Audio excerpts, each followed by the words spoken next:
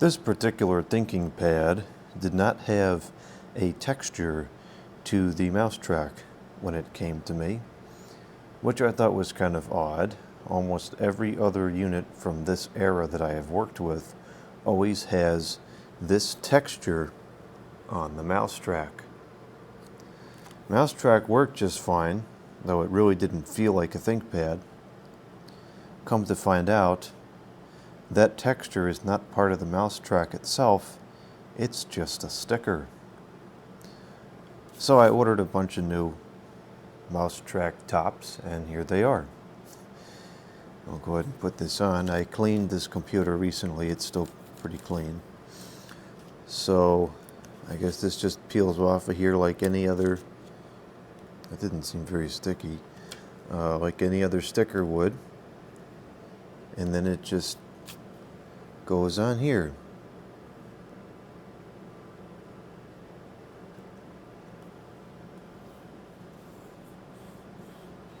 Yeah, there's a brilliance to that, because this is a part that wears down, and so now when the mouse track wears down, instead of having to replace the whole mouse track, which is otherwise still good, you can just put a new sticker on here.